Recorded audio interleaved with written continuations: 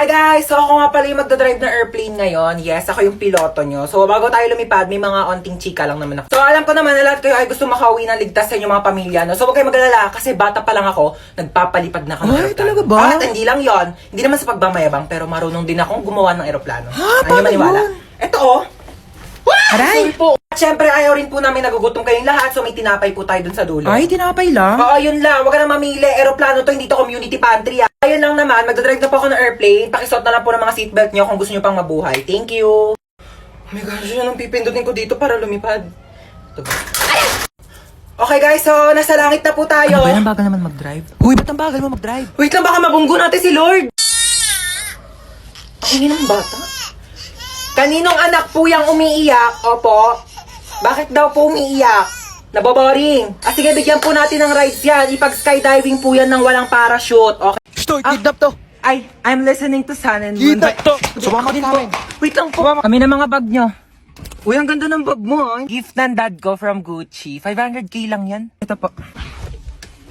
Anong bag to? Yan po yung pinaglagyan ng mga ayuda ni Mayora kahapon. Ginawa ko na pong bag para eco-friendly. Uy, tama. Save the earth. Juicy cologne? Ganda naman ng kotse mo. Magkano bili mo dito? Uy, thank you. 50k to monthly. Naka-Ferrari kasi ako eh. Magkano monthly mo doon? Fully paid yon. Bibigyan ko kayo ng ilang minuto para tawagan yung mga magulang nyo. 1,000,000 kapalit na mga buhay nyo ah. Hello, Dad. Yes, anak. Nakidnap kasi ako. Ito yun, he wants 1,000,000 pesos daw kapalit ng buhay ko. Kakatapos ko lang mag-grocery. Ito nga, bumili ako ng spam. Ulam ng aso natin later. Yeah, Dad, may barya ka pa ba? Oh yeah, meron pa akong bariyang 1.3 million dito. Hindi mo keep the change na lang. Bigay natin sa kanya. O, ikaw. Nakidnap kasi ako, ma.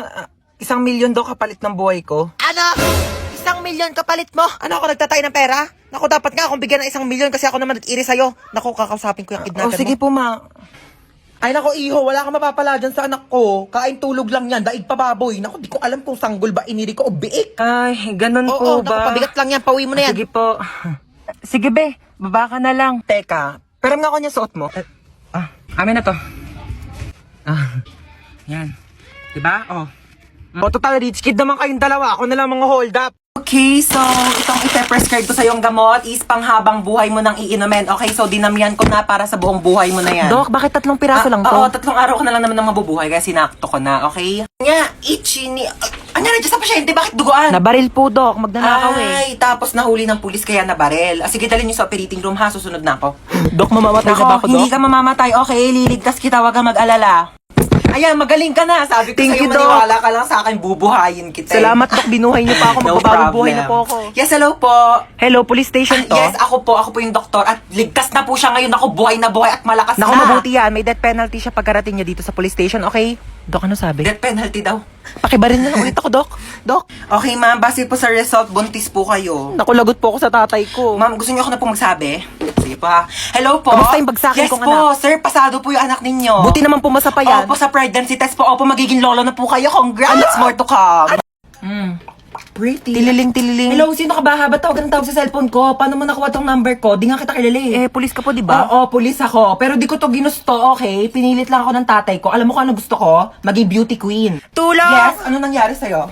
Nahabultan ka ng bag? Ano brand ng bag mo? Gucci. Gucci? Gucci yun, siya nga. Tara, punta na natin. Hoy, isa akong pulis at itong kasama kong babae, hinablutan mo doon ng Gucci na bag. Gucci yun? Gucci yun, okay? Alam mo, pwede ka makulong dyan sa pinagagawa mo? Hindi, kuya, ito naman, hindi mo mabiro. Ikaw naman kasi, wala naman kasing problema magbigay sa ibang tao, di ba? Kasi meron kay, oo, nakakagaan kaya sa pakiramdam kasi mabait ka, di ba? Kuya, ito ko naman itong wallet ko. Anong kaso mo? Ba't nandito ka sa presinto? Pumatay ako ng pangit! Pumatay ka ng pangit? Alam mo, di ba, wala namang pangit sa mata ng Diyos. Oo. Sa mata niya, pero sa mata ko, pangit ka, okay? Ha? Walang magkakagusto sa'yo. Dapat ka mamatay ka sa pangit. Hello po, ma'am. Kunin ko po yung order nyo. Bakit mo kukunin yung order ko? Order ko nga yan. Hindi po, ma'am. Kukunin ko po yung order nyo kasi... Bakit mo nga kasi kukunin yung order ko? Hindi po, ma'am. Nagtatrabaho po ako dito sa restaurant na to. Waiter po ako, kaya kukunin ko po yung order. Bakit mo nga kasi kukunin? Para kumain! Ma'am, opo. Excuse me lang po ha. Kasi kanina ko po kasi napapansin na nakatambay po kayo dito ilang oras na. Wala pa po kayo in-order sa amin. Sorry, wala kasi ako mapili. Okay. Kapal na mukha. Kanina ka pa nakatambay dito. Wala ka man lang order. Ma'am. Gusto niyo po free drinks? Opo, libreng inumin. Ay, libre. Anong choices mo? Choices! Naghanap ka pa talaga ng choices. Ang kapal naman talaga ng mukha mo. Nakiki-free wifi ka na nga lang dito sa amin. Ilang oras na yung CR namin barado na kakatay mo. I cannot take your order. Ex, ikaw ba yan? Ginagawa mo dito? Ba't mo ba ako sinusundan? Ha, di ba sinabi ko ayoko na sa'yo? Restaurant to, di ba? Oo pala. O sige, ano ba kasing gusto mo? Ikaw. Ala, parang siya. Ano ba, naka-move on na ako sa'yo, okay? Ayoko na. Hindi, Ayoko. ikaw. Mag-suggest ka ng masarap na pagkain. Ma, kailangan mo pa ba ng tulong? Ha? Hindi na. Ma, sigurado kang hindi mo na kailangan ng tulong. Aalis ako mamaya, pupunta ako sa party. Kaya ko na to. Tawagin mo na ako pag magpapatulong ka, ha? Alis na ako, ma. Saan ka na naman pupunta? Ma, nagpaalam ako sa'yo kanina, di ba? Daming tupiin, ang daming gawaing bahay. Mag-isa na lang ako kumikilos. Tinatanong kita kanina kung kailangan mo ng tulong, sabi mo hindi. Sino kasama mo? Si Jacob, yung anak ng kapitbahay nating single dad. Ibigay mo sa akin yung number ng papa niya. Bakit number ng papa niya? Eh, hindi naman siya yung kasama ko. Paraan na. Uy, ano ba yan? Umuwi ka ng 8pm, ha? 8pm pa ang start ng party. Wala akong pake, basta makauwi ka ng 8pm. Anong tingin mo sa akin, nagtatain ng pera? Depende, kung kumain ka ng pera, tatain ka ng pera, char. Eh di sayang naman kung pumunta ako ng 8pm tapos aalis din ako ng 8pm. Di ba sayang sa pera yun? O eh di wag ka na umalis. Labhan mo to. Hindi ka pinanganak para maging lakwatsera. Di naman ako pinanganak para maging labandera eh.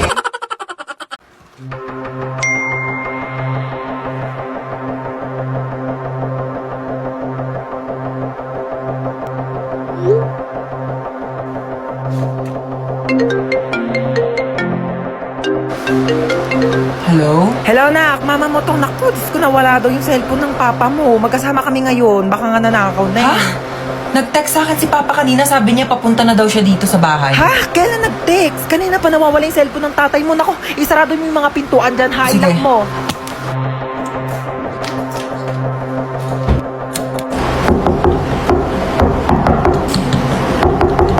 Sino ka?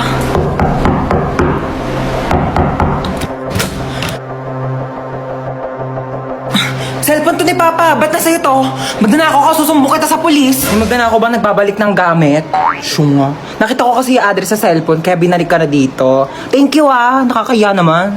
Uy, mama, si Cheska. Hello. Ikaw si Cheska, di ba? Yung kaibigan ng anak ko. Lagi kanya kinakwento sa akin. O, kamusta ka naman? Eh, ma-Amerikana siya. Hindi siya nakakaintindi ng Tagalog. Mag-English ka. I'm sorry. How is you? Uy, ma, anong how is you? How are you? Anong how are you? How is you? Isa lang siya, edi is. Kapag dalawa siya, madami are. I'm fine. That's good to hear. Oo. I'm just gonna ask if Princess can go with me. Where are you going? We're going on a vacation. I'm gonna bring her to America. America? Sige naman, minsan lang naman eh. Minsan? Ha? Nahiya naman ako sa minsan mo, araw-araw ka gumagala. Pabigat ka na nga dito, para muling ka pa, ganyan gagala ka pa. What did your mom said? I said, she can go with you. Umakala ka ba ayaw mo? Oh, that's good. Yes, actually, I prepared her things already. Oo. Naman, parang ang dami naman na ito. Dinamihan ko talaga yan. Inimpake ko na lahat ng gamit mo dito sa bahay. Huwag ka nang uuwi dito Doon ka na tumira sa Amerika. Ma'am, pwede po mag-CR? Bawal! Ma'am, ba't bawal? Di ba sinabihan ko na kayo na tuwing break time na kayo pwede umihi? Bakit parang kasalanan ko na hindi ako naiihi nung break time? Naorasan ko ba kung kailan ako maiihi? O eh di sana all may alarm clock sa pututoy. Nahihilo po ako, ma'am. Hay nako, kaka-cellphone mo yan. Pati ba naman ikaw, ma'am? Nanay, bakit Hello po, dito po ba yung clinic? Ha, yes.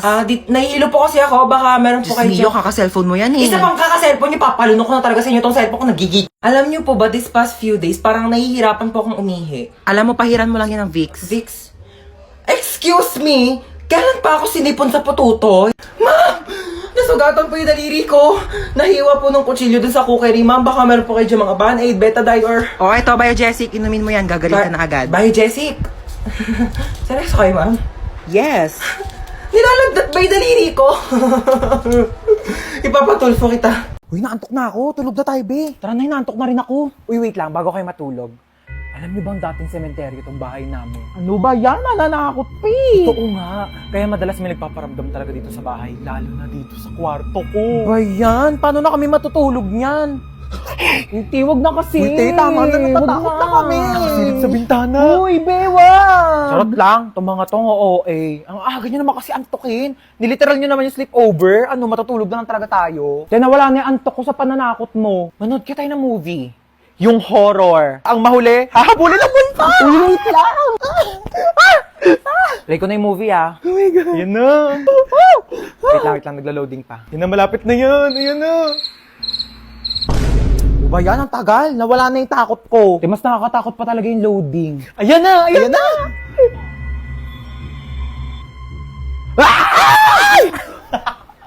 Wait nga lang, i-post nyo muna. CR lang ako. Oh, bilisan mo. Prank din kaya natin siya. Lagi lang tayong tinatako. Tingnan pa tayo may ilaw, dali. Mag-play ka nga dyan ng nakakatakot na music, dali, para matakot. Sige, wait lang. Magsisearch ako ng horror music. Ano na, te? Tagal. Teka lang, te. Ang bagal ng internet nila. Ayaw mag-play. Ba yan? Ready na ako manakot, oh. Ay! Ano, ako patatakutin nyo, ah. Papatay-patay pa kayo ng ilaw. Dami nyong alam. Te, ang hirap nyong iprangka. Napakabagal ng internet nyo. Ewan ko ba? Ang mahal-mahal kaya ng binabayaran namin dyan sa internet namin. Pero ang bagal talaga. Yung wifi na gamit namin, Vida Fiber. 888 pesos lang per month. May unlimited internet na kami na sobrang bilis. And up to 6 devices pa. Uy, sing! Vida Fiber din yung gamit namin sa bahay. Only internet talaga na abot kaya. Up to 35 Mbps ang speed. Tapos may libre pang Blast TV para sa mga Vida Fiber subscribers. Lo, sabihan ko nga rin sila mama na magpalit na kami ng internet. True. Para iwas lag ka talaga sa kahit ano gagawin mo online. Tsaka para next time, pag prinang ka namin, hindi na maglalag yung internet nyo kasi naka Vida Fiber na kayo. At least sa Vida Fiber, alam mong sulit yung binabayaran mo. Uy, sino kinakausap nyo dyan?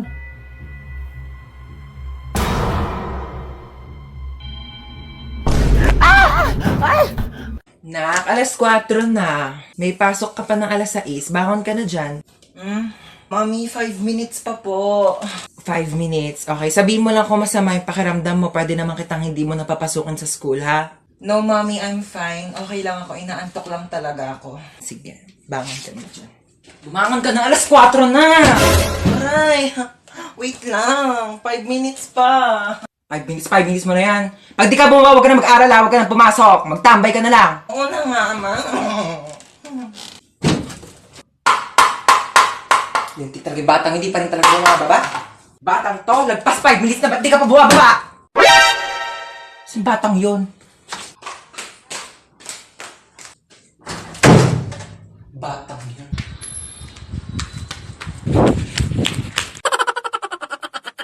Hoy!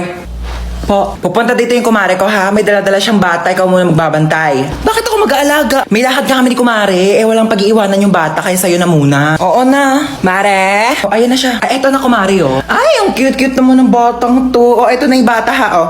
Dito lang siya sa may upuan na. Alis na kami ha, yung bata. Bantayan mo. Huwag ka na umiyak. Gatas. Gusto mo gatas? Cocomelon! A, B, C, D, E, F, G, H, I, J, K, L, M, N, O, P,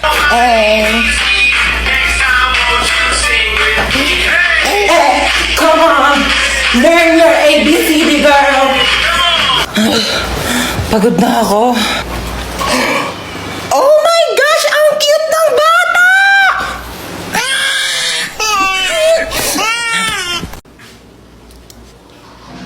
Gusto ko kumain ng Jollibee. Gusto ko nga din. Diba di naman galit sa'yo si Mama? Laba ko ni Mama eh. Siguro kung ikaw yung magpapaalam, papayag yan kumain tayo Jollibee. Atige. Wait lang. Pag nagpaalam ka kay Mama, sasabihin mo gusto mo ng Jollibee. Gusto mo ng Jollibee? Hindi. Gusto ko ng Jollibee, pero gusto mo nga rin ng Jollibee, di ba? Kaya sabi mo kay Mama, gusto mo ng Jollibee. Gusto mo ng Jollibee. O kunyari, ayoko ng Jollibee. Ikaw lang may gusto ng Jollibee, kaya sasabihin mo kay Mama, gusto mo ng Jollibee. Ayaw mo na ng Jollibee? O sige, gusto ko nga ng Jollibee. Eh, gusto mo din ng Jollibee, kaya ikaw yung magpapaalam kay Mama na gusto mo ng Jollibee. Sabihin mo kay Mama, gusto mo ng Jollibee. Gusto ko ng Jollibee. O, wag mo lalagyan ng dawa. Sabihin mo lang gusto mo. Atige. O, dali, ayusin mo Mama! Ano yon? Sabi ni ate, gusto ko daw ng Jollibee.